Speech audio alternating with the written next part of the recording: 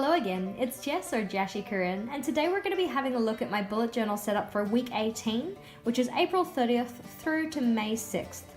But before we jump into that, as promised, we're going to have a look through the last 2 weeks in my bullet journal, so the current week and last week. If you watched my last weekly plan with me, you'll remember that I was actually setting up quite a bit in advance, so I didn't get the opportunity to show you how I actually used the spread from the week prior. For the week we're in currently, I used a similar setup to the one that I used in January before term 1 went back. The spread that I used back in January really helped to prepare me for the start of the new term. So as term 2 is going back next week, I wanted to use a similar setup for this to get myself organised for the start of the new term.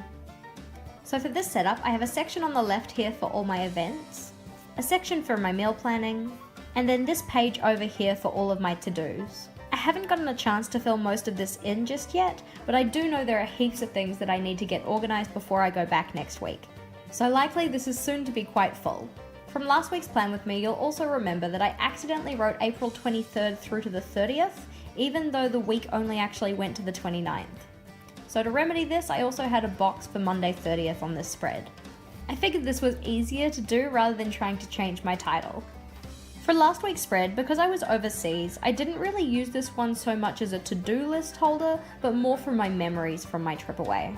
So you'll see here, anywhere I've used the dark blue font is just a brief summary of what I did each day while I was away.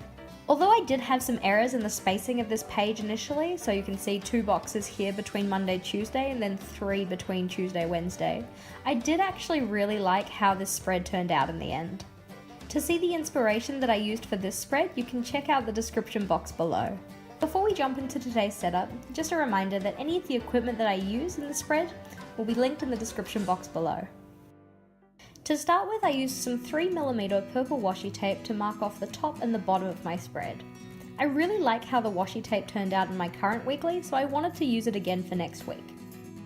Following this, I went in with my Faber-Castell Pitt Artist pen in the size S to do any of the black outlining.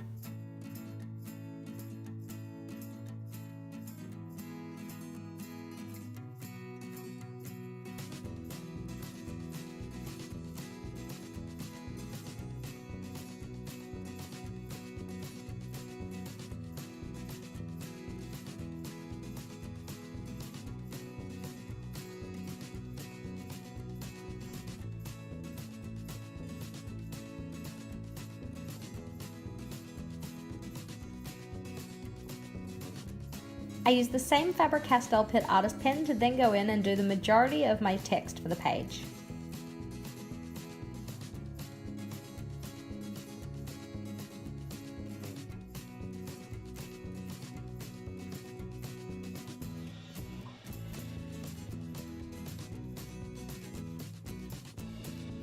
For the remaining text, I used a purple Staedtler Tri Plus fine liner.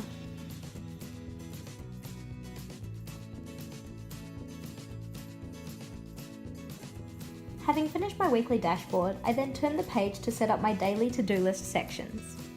I first went in again with my purple washi tape to section off the top and bottom for the spread, and then used the same Faber-Castell Pitt Artist pen to do all of the black outlining.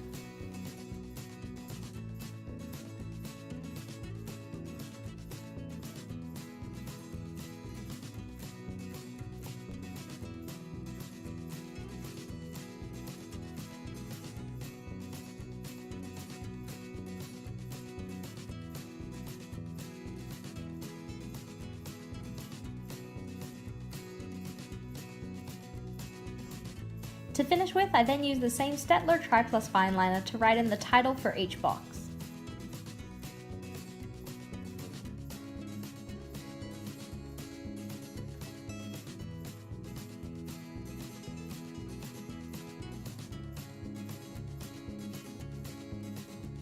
Alrighty, that's where we're going to leave it for today.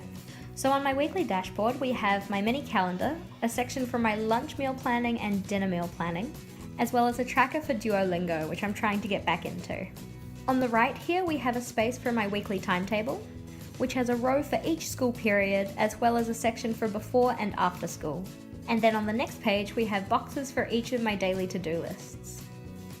Thank you for watching. If you liked today's video, please do make sure to give it a big thumbs up. If you had any thoughts, comments or feels, please do leave them in the comment section below, and if you haven't already, you can subscribe to my channel to see the videos that I release every Thursday and Sunday. Until next time, bye!